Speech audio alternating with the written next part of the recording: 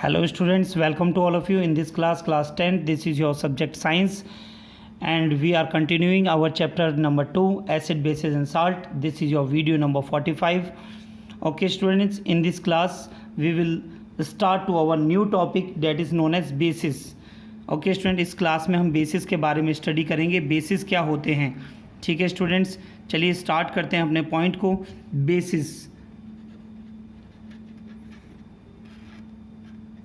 Basis क्या हैं. तो बेसिस के बारे में बच्चों मैंने आपको पहले भी समझाया था. ठीक है, इस क्लास में हम पूरा कंप्लीट इसकी केमिकल प्रॉपर्टीज़ के बारे में हम सीखेंगे यहाँ पर. चलिए बच्चों स्टार्ट करते हैं. Bases number first point, bases are bitter in taste. Bases are bitter in taste. Bases जो होते हैं हमारे बिटर इन टेस्ट होते हैं स्टूडेंट्स. ठीक है, नेक्स्ट पॉइंट है बच्चों आपका, बेसिस हैव सोपी टू टच. जब उन्हें टच करके देखते हैं तो हमें सोपी टच होते हैं बच्चों, स्लिपरी लगते हैं. नेक्स्ट आता है बच्चों bases turn red litmus to blue. वो रेड लिटमस पेपर को क्या कर देते हैं बच्चों, ब्लू कर देते हैं. ओके स्टूडेंट्स, नेक्स्ट पॉइंट आता है बच्चों, they give hydroxide ion in aqueous solution.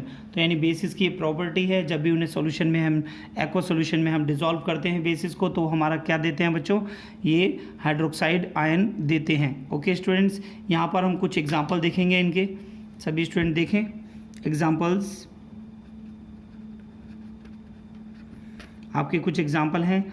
Sodium hydroxide, sodium hydroxide, sodium hydroxide. Sodium hydroxide का फॉर्मूला क्या होता है बच्चों, NaOH. Okay students, next example देखेंगे बच्चों हम यहाँ पर. सोडियम हाइड्रोक्साइड का नेक्स्ट नेम होता है बच्चों कास्टिक सोडा. कास्टिक सोडा भी हम इसे कहते हैं.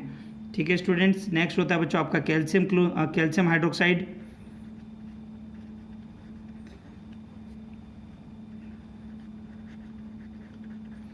कैल्शियम हाइड्रोक्साइड का जो फॉर्मूला होता है बच्चों क्या होता है, CaOH का होल ट्वाइस. तो बच्चों ये भी क्या है, हमारा बेसिस है. ठीक है बच्चों, नेक्स्ट हम एक और एग्जांपल आपको बताते हैं, potassium hydroxide.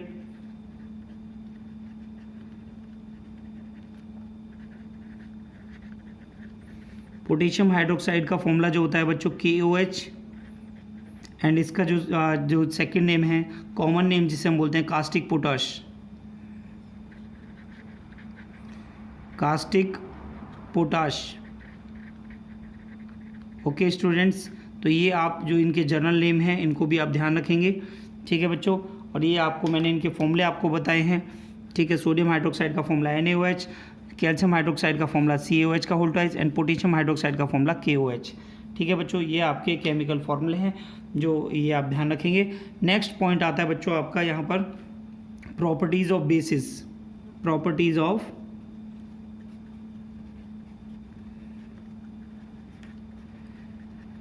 Basis. Properties of basis क्या हैं. ठीक है स्टूडेंट्स, अभी जैसे कि मैंने आपको कुछ प्रॉपर्टीज़ आपको बता दी हैं बच्चों यहाँ पर. ठीक है, तो इसमें से आप देख सकते हैं सारी प्रॉपर्टीज़ हैं. बिटर इन टेस्ट होते हैं, soapy to touch, red litmus to blue हो जाते हैं, give hydroxide ion in solution. ठीक है, यहाँ पर एक प्रॉपर्टी और हम आपको बता देते हैं, इस प्रॉपर्टी का आप ध्यान रखेंगे. They conduct electricity in solution. They conduct electricity, they conduct electricity in solution. जब ये सॉल्यूशन की फॉर्म में होते हैं तो ये इलेक्ट्रिसिटी को कंडक्ट करते हैं. ओके स्टूडेंट्स, तो सभी बच्चे ध्यान रखेंगे. एंड इनका जो मेन पॉइंट है जो मैंने आपको अभी भी बताया हुआ है, इसको भी ध्यान रखेंगे. Release OH ion in aqueous solution. तो बच्चों ये इनके मेन पॉइंट्स हैं, वो आप ध्यान रखेंगे इन्हें. ठीक है students, they turn red litmus to blue, ये वाला मेन पॉइंट है बच्चों. बिटर इन टेस्ट होते हैं. ठीक है, तो ये आपके क्या है, बेसिस की कुछ प्रॉपर्टीज़ हैं, सभी बच्चे नोट करिए. नेक्स्ट पॉइंट देखेंगे बच्चों हम यहाँ पर, टाइप्स ऑफ बेसिस. बेसिस के भी बच्चों टाइप्स होते हैं, ये देखिए यहाँ पर टाइप्स ऑफ बेसिस. ठीक है, बेसिस भी आपके 2 टाइप्स के होते हैं, वाटर सॉल्युबल, जो वाटर में सॉल्युबल होते हैं। नेक्स्ट होता है आपका वाटर इनसॉल्युबल। ओके स्टूडेंट्स, ठीक है, सभी बच्चे ध्यान रखेंगे यहाँ पर। ठीक है, एक आपका इम्पोर्टेंट पॉइंट है, इस पॉइंट को बिल्कुल लर्न करेंगे आप सभी। The hydroxide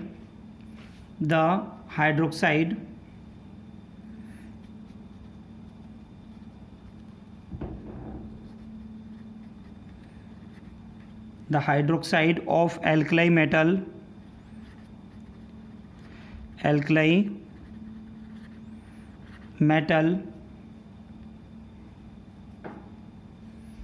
and alkaline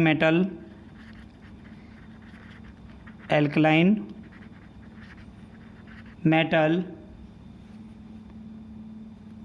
are soluble in water,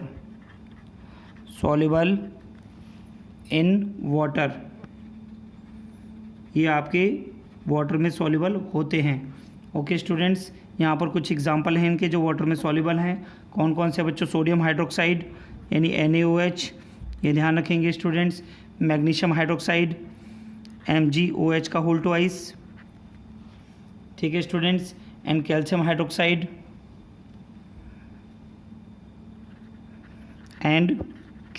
hydroxide यानी आपका CaOH का होल ट्वाइस, ठीक है students. And last one point जो आपका मोस्ट इम्पोर्टेंट पॉइंट भी आप इसे कह सकते हैं यहाँ से, एल्कलाई। जो एल्कलाई मेटल कौन से होते हैं? जो आपके वाटर सॉल्युबल हैं, ठीक है। एल्कलाई मेटल को हम वाटर सॉल्युबल कहते हैं, तो हम यहाँ पे लिखेंगे alkali metals is considered as strong base, इन्हें हम बच्चों स्ट्रॉन्ग बेस कहते हैं। ओके स्टूडेंट्स, तो सभी बच्चे नोट करेंगे आपके बेसिस क्या हैं, बेसिस के एग्जांपल क्या होते हैं, एंड टाइप्स ऑफ बेसिस। जो आपके बेसिस आपके वाटर में सॉल्युबल हैं उन्हें हम क्या कहते हैं बच्चों? वाटर में जो सॉल्युबल होते हैं उन्हें हम बोलते हैं alkali metals. Okay students, note करिए सभी बच्चों। अब हम स्टडी करेंगे आपका केमिकल प्रॉपर्टीज़ ऑफ बेसिस के बारे में, जिसमें आपको सबसे पहले यहाँ पर बताया गया है reaction of base with metals. Metals जब क्या ना बेसिस के साथ में रिएक्ट करते हैं तो किस तरीके से आपका ये होता है, इसमें आप देखेंगे यहाँ पर एल्कलाई जो मेटल्स होते हैं, ठीक है बच्चों। यहाँ पर आप देखेंगे जैसे मैंने आपको एल्कली मेटल्स के बयान, alkali metal react with alkali metal जो होते हैं, एल्कली यानी बेसिस के बारे में बात कर रहे हैं। एल्कली जो बेस मैंने आपको बताए जिन्हें हम सॉल्युबल बेस हम कहते हैं, ठीक है स्टूडेंट। तो हम यहाँ पर क्या लिखेंगे? यहाँ पर when alkali bases reacts with metals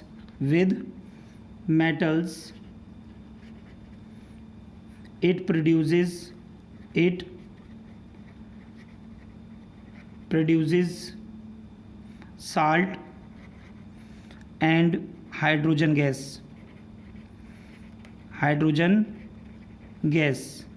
okay students, ये आपका साल्ट प्लस हाइड्रोजन गैस को इवॉल्व करते हैं, ठीक है। तो यहाँ पर देखेंगे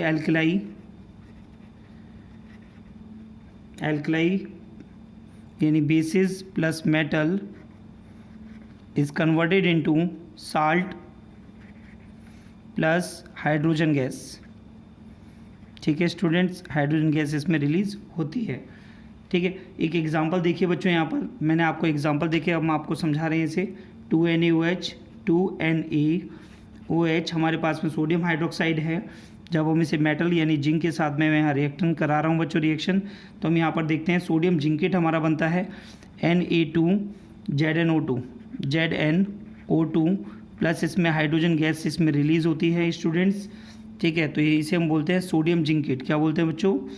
सोडियम जिंकेट, ठीक है स्टूडेंट्स। तो ये फॉर्मूला आप ध्यान रखेंगे यहाँ पर, ठीक है। एंड अगर हम इसमें देखिए यहाँ पर इसमें हम एक और रिएक्शन हम आपको बताते हैं। नेक्स्ट आप देखेंगे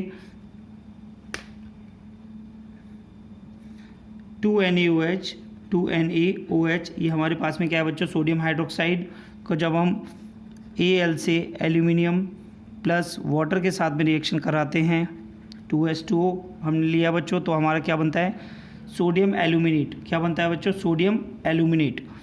2Na2 2NaAlO2 इसे बोलते हैं बच्चों सोडियम एल्यूमिनेट, प्लस 3H2, इसमें आपकी हाइड्रोजन गैस रिलीज होती है स्टूडेंट्स।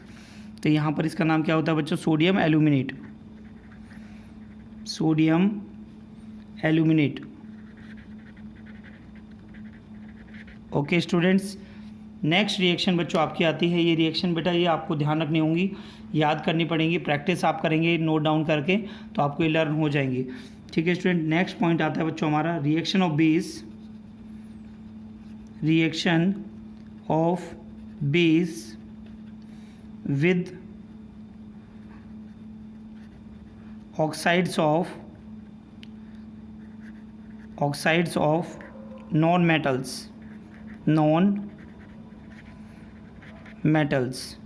ठीक है स्टूडेंट्स, यानी reaction of base with oxides of non metals. तो इसमें किस तरीके से रिएक्शंस होती हैं स्टूडेंट्स, सभी बच्चे ध्यान दें। यहाँ पर हमारे पास में जो भी हमारे बेस होते हैं, base plus non metal oxide जो होती हैं, प्लस नॉन मेटल ऑक्साइड्स, ये रिएक्ट करने के बाद आपका साल्ट प्लस वाटर बनाते हैं, salt plus water. Okay students, जैसे कि मैं आपको एक एग्जांपल देकर हम यहाँ पर समझा रहे हैं, सभी बच्चे ध्यान से देखें। सोडियम हाइड्रोक्साइड हमने बेस लिया है NaOH, प्लस हमने एक नॉन मेटल ऑक्साइड ली है, डेट इज़ हमने ले लिया यहाँ पर कार्बन डाइऑक्साइड गैस। ठीक है, जब हम इसके साथ रिएक्ट कराते हैं तो हमारा क्या बनता है बच्चों, Na2CO3 यानी सोडियम कार्बोनेट, प्लस इसमें वाटर फॉर्म होता है। ओके स्टूडेंट्स, अगर एक और एग्जांपल हम देखें वो दिखाएं आपको यहाँ पर, CaOH का होल ट्वाइस यानी कैल्शियम हाइड्रोक्साइड को जब हम कार्बन डाइऑक्साइड के साथ रिएक्ट कराते हैं तो इसमें बनता है बच्चों कैल्शियम कार्बोनेट CaCO3 प्लस इसमें वाटर फॉर्म होता है। ओके स्टूडेंट, तो हम यहाँ पर देख रहे हैं base plus non metal oxide मिलकर साल्ट प्लस जो है आपका वाटर फॉर्म करती हैं। ओके स्टूडेंट, नोट करिए सभी। नेक्स्ट रिएक्शन सीखेंगे बच्चों, न्यूट्रलाइजेशन रिएक्शन। न्यूट्रलाइजेशन रिएक्शन क्या है, an acid neutralizes a base when they react with each other and respective they form respective salt and water are formed. Okay students, तो इसमें क्या होता है बच्चों, जब आपका एसिड प्लस बेस, जब हम बेस के साथ रिएक्ट कराते हैं एसिड को, तो हमारा यहाँ पर बनता है बच्चों salt plus water, salt plus water आपका फॉर्म होता है। ओके स्टूडेंट्स, ठीक है, यहाँ पर कुछ एग्जांपल हम देकर आपको इसे समझाते हैं। जैसे कि हमने यहाँ पर लिया बच्चों HCl। ठीक है बच्चों, HCl को जब हम रिएक्ट कराते हैं एक बेस के साथ में NaOH के साथ, ठीक है, तो आपका क्या बनता है बच्चों, NaCl प्लस वाटर आपका फॉर्म होता है। ठीक है स्टूडेंट्स, H2O आपका वाटर फॉर्म होता है इसमें। ठीक है स्टूडेंट्स, तो इसी तरीके से अगर हम एक और रिएक्शन अगर आपको समझाएं यहाँ पर, तो ये आपका देखिए यहाँ से, जब हमने क्या लिया, हाइड्रोक्लोरिक एसिड लिया बच्चों, इसे हम कैल्शियम हाइड्रोक्साइड के साथ में जब हम रिएक्ट कराते हैं तो आपका बनता है बच्चों कैल्शियम क्लोराइड CaCl2। ठीक है, CaCl2 जो आपका एक्वस में होता है। ठीक है, प्लस में आपका बनता है बच्चों वाटर 2H2O। ओके स्टूडेंट्स, तो आप इसे अच्छे से समझ लेंगे, इसे आप लर्न कर रखेंगे। न्यूट्रलाइजेशन रिएक्शन ये आपके एग्जाम में पूछी जाती है। ओके स्टूडेंट, अब आते हैं बच्चों नंबर 4 पर। हम नंबर 4 में हमारे पास में है reaction of acid with metal oxide. Reaction of acid with metal oxides, यानी जब आपके जो एसिड हैं जब मेटल ऑक्साइड्स के साथ में रिएक्शन करते हैं तब आपका क्या होता है। ठीक है स्टूडेंट, तो सभी बच्चे बिल्कुल ध्यान से देखेंगे यहाँ पर। ठीक है, जब एसिड प्लस मेटल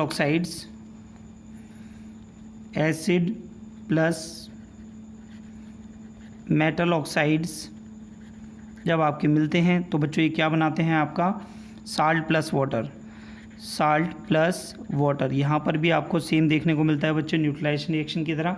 बट आपको एक चीज़ ध्यान रखनी है, जो मेटल ऑक्साइड्स हैं ये आप ध्यान रखेंगे, मेटल ऑक्साइड्स आर, ये नोट रखने का ध्यान रखने का पॉइंट है, metal oxides are basic in nature, यानी मेटल ऑक्साइड आपकी बेसिक इन नेचर होती हैं। ओके स्टूडेंट्स, चलिए एग्जांपल हम आपको समझाते हैं। यहाँ पर एक एग्जांपल देकर आपको दिखाते हैं। एग्जांपल हमने लिया, ठीक है बच्चों। तो ये आपकी बिल्कुल न्यूट्रलाइजेशन रिएक्शन की ही तरह ही आपकी बन रही है। न्यूट्रलाइजेशन रिएक्शन आपकी बनती है इसमें 2HCl, जैसे बच्चों मैं आपको दिखा रहा हूँ 2HCl plus CaO, calcium oxide हमने लिया है यहाँ पर, जो एक आपका मेटल ऑक्साइड है, ठीक है स्टूडेंट। तो आपका इसमें क्या बनता है CaCl2 कैल्शियम क्लोराइड प्लस आपका वाटर बनता है, यानी सॉल्ट प्लस वाटर आपका बनता है, ये आपका है calcium chloride. Okay student, hydrochloric acid when react with calcium oxide converted into calcium chloride plus water. Okay student, एक और एग्जांपल आप देखेंगे यहाँ से H2SO4 प्लस ZnO, ठीक है। जब हम इसको लेते हैं यहाँ से तो आपका बनता है ZnCl2 प्लस वाटर, यानी जिंक क्लोराइड प्लस वाटर आपका इसमें फॉर्म होता है। ओके स्टूडेंट्स, तो सभी स्टूडेंट इसे ध्यान रखेंगे, नोट करिए बेटा सभी से। एक पॉइंट बच्चों ध्यान रखेंगे, नोट पॉइंट है न्यूट्रलाइजेशन रिएक्शन जो मैंने आपको समझाई थी, इसके बारे में देखेंगे अब बच्चों। यहाँ पर न्यूट्रलाइजेशन रिएक्शन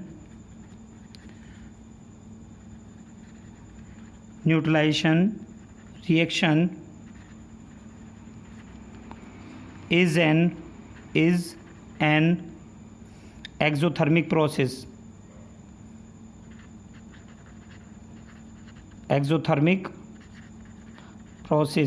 तो बच्चों एक्सोथर्मिक प्रोसेस क्या होती है बच्चों, जिसमें हीट रिलीज होती है। क्या होती है? हीट रिलीज होती है जिस रिएक्शन में, उसे हम एक्सोथर्मिक प्रोसेस कहते हैं, ठीक है। तो न्यूट्रलाइजेशन रिएक्शन आपकी कैसी है बच्चों, जो है हीट रिलीज होती है इस रिएक्शन में, इसे हम बोलते हैं न्यूट्रलाइजेशन रिएक्शन। तो बच्चों neutralization reaction and reaction with of acid with metal oxides, सभी बच्चे नोट कर लीजिए बेटा इसे। नेक्स्ट पॉइंट को बच्चों में स्टडी करेंगे यहाँ पर, how strong are acid and base solution. जो हमारे स्ट्रॉन्ग जो एसिड्स एंड बेस सॉल्यूशंस हैं वो हमारे कितने स्ट्रॉन्ग होते हैं, उसके बारे में हम यहाँ पर स्टडी करेंगे। ओके स्टूडेंट्स, तो हम यहाँ पर देख रहे हैं कि आपके जो एसिड एंड बेस सॉल्यूशन है वो कितने स्ट्रॉन्ग हैं, ठीक है। इस पॉइंट को सीखने के लिए स्टूडेंट्स, तो सभी बच्चे ध्यान रखेंगे, कुछ मेन पॉइंट्स हैं आपके। For any neutral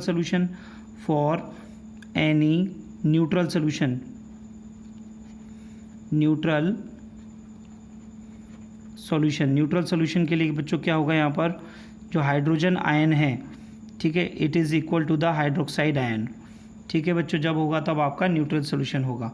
okay students, for any acidic solution के लिए आप देखेंगे बच्चों यहाँ पर हाइड्रोजन आयन की कंसंट्रेशन ज़्यादा होगी OH आयन से, तब वो आपका कैसा होगा, एसिडिक सोल्यूशन होगा, ठीक है। फॉर एनी बेसिक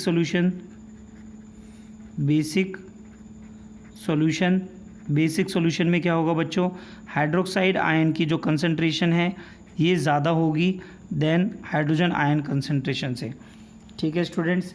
तो आप यहाँ पर ये तीनों पॉइंट्स को आप ध्यान रखेंगे कि यहाँ पर किस तरीके से सॉल्यूशन आपका जो है कंसंट्रेशन की वजह से आपका जो है जो ये आपका स्ट्रॉन्ग होता है। ओके स्टूडेंट्स, ठीक है। देयरफॉर ऑल द हमारे एक्वा सॉल्यूशन, जो भी ऑल सॉल्यूशंस हैं हमारे, वो न्यूट्रल हो जाते हैं जब आपके हाइड्रोजन आयन और ये दोनों कंसंट्रेशन आपकी इक्वल हो। और ये बाकी अगर हाइड्रोजन की कंसंट्रेशन ज़्यादा होगी तो एसिडिक सॉल्यूशन होगा, अगर हाइड्रोक्साइड की कंसंट्रेशन ज़्यादा होगी तो बेसिक सॉल्यूशन होगा। ओके स्टूडेंट, इस कंसेप्ट को सीखने के लिए, इस कंसेप्ट को बताने के लिए, इस कंसेप्ट को एक्सप्लेन करने के लिए, ठीक है, the strength of acid and bases, the strength of acids and bases depends on how much an acid or base ionize in the solution, किसी भी सॉल्यूशन में कितना आपका एसिड और बेस आयोनाइज हुआ है, उस पर हम जो है इस कंसेप्ट को हम बताते हैं, ठीक है बच्चों। एक साइंटिस्ट थे, इनका आप ध्यान रखेंगे, ये आपको बहुत ही इंपॉर्टेंट पॉइंट मैं आपको बता रहा हूँ यहाँ पर।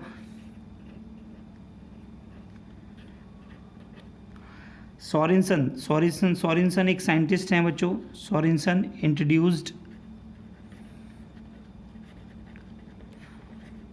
The concept of pH in power of hydrogen to measure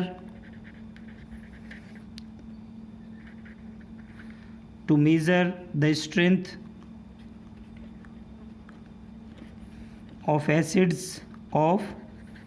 acids and bases, यानी एसिड्स और बेसिस की स्ट्रेंथ को मेज़र करने के लिए एक पीएच स्केल दिया गया था, उसे सोरेनसन ने बताया था। ओके स्टूडेंट्स, अब पीएच के बारे में आप जानिए बच्चों, पीएच क्या होता है। PH is a numeric scale which is used to specify the strength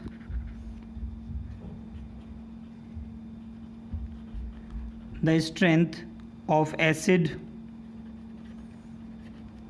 and bases in aqueous solution।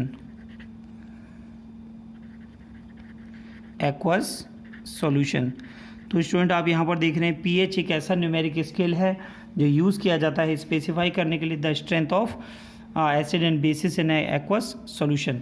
ठीक है बच्चों, जो पीएच लेटर है द टर्म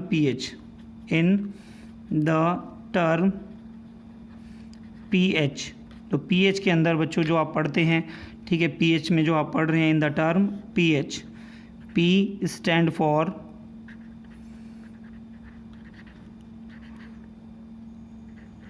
फॉर पोंटेज एक जर्मन वर्ड है बच्चों, ये क्या है, जर्मन वर्ड है pontage. And H stand for hydrogen. ठीक है students, hydrogen ion concentration,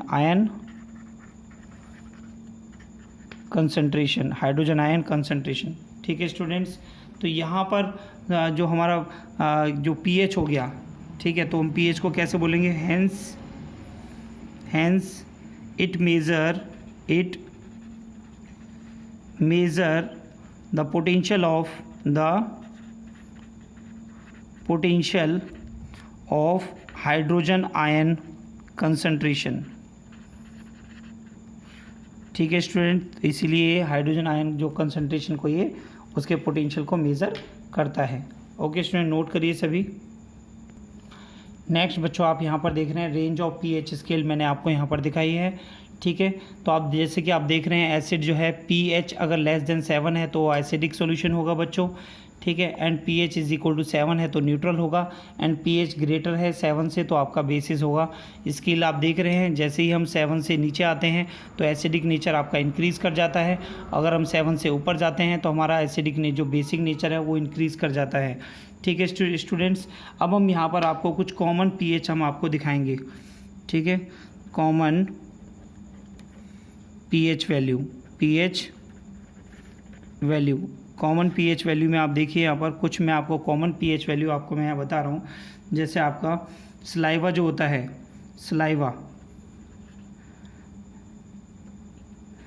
saliva before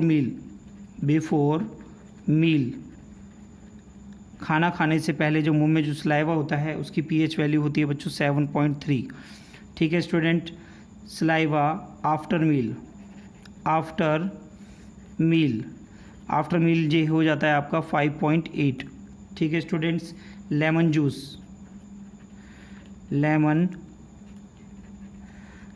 juice का जो पीएच होता है बच्चों, ये होता है बच्चों आपका 2.6, इसमें एसिडिक कैरेक्टर आपको दिखाई देता है।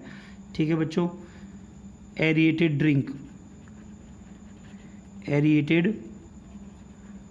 ड्रिंक जो सॉफ्ट ड्रिंक्स हम पीते हैं बच्चों, जैसे कोको कोला, पेप्सी, इनका जो पीएच होता है लगभग आपका 5.5 के पास होता है। ठीक है बच्चों, कॉफ़ी का जो pH होता है बच्चों, ये होता है बच्चों 5, जो एक एसिडिक में ही आ रहा है। ठीक है, tomato juice,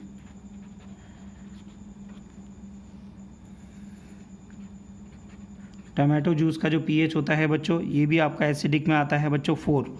okay students, tap water, tap water का जो pH होता है बच्चों 6.9 टू 7.1 तक इसका pH वैल्यू आती है। Distilled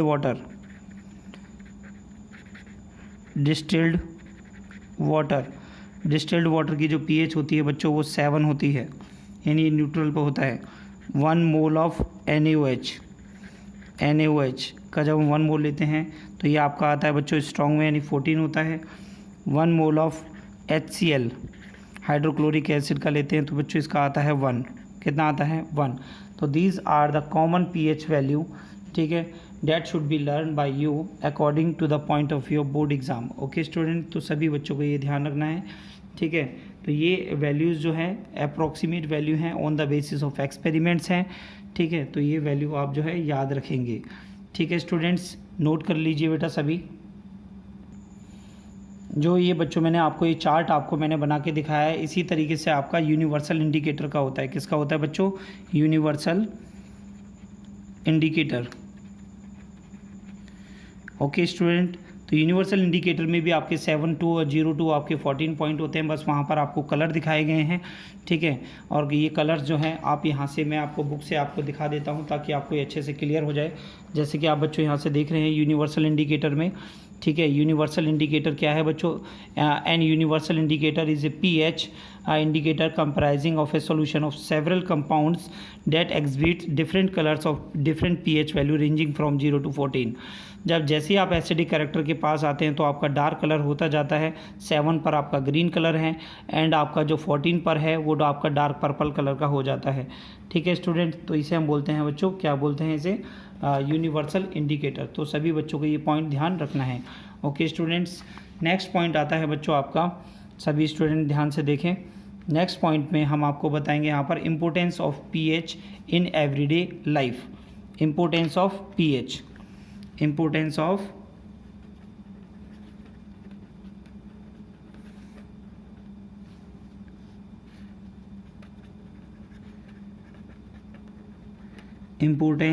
of pH in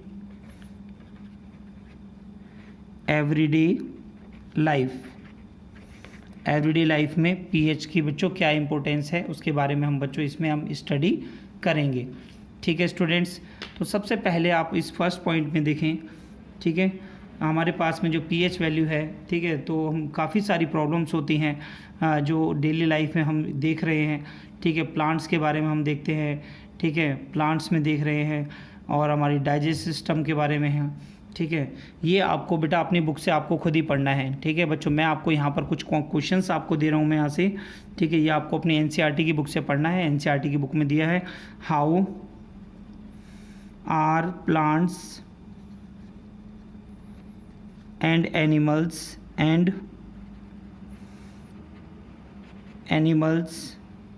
pH sensitive. ये आपके किस तरीके से सेंसिटिव होते हैं, ये आपको अपनी बुक से फाइंड करके बच्चों लिखना है।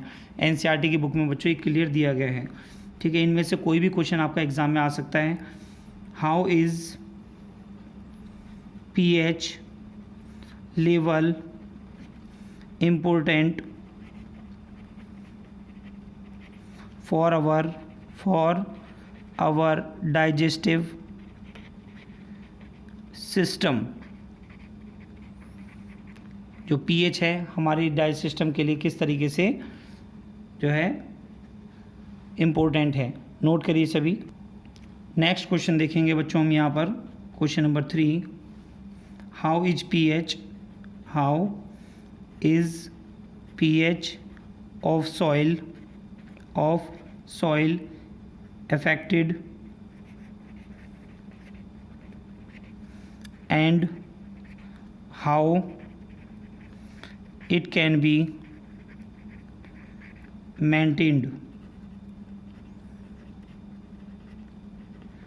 इसे किस तरीके से मेंटेन किया जा सकता है। Question number 4। What is acid rain? What is acid rain? Acid rain क्या है? How can it affect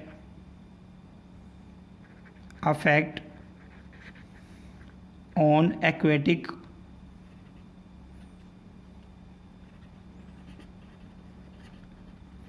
plants and animals? Okay students, and question number 5, what is the main cause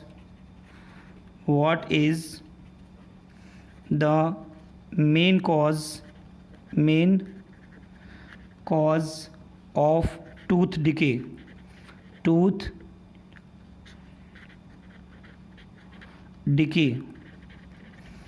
decay का क्या main कारण है? And how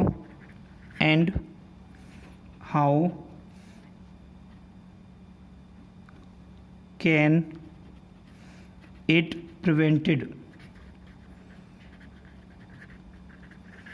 and the last question is, can a chemical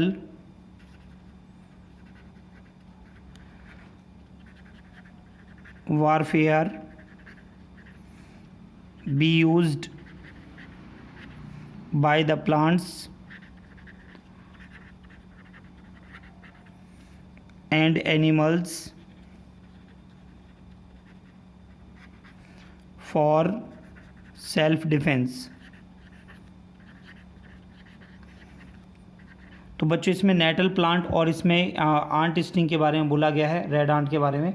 तो सभी students ये questions को आप find करेंगे, अपनी एनसीईआरटी की बुक से निकालेंगे बच्चों, ठीक है, और इनको आप इजीली आप वहाँ से इन्हें आप लिख सकते हैं।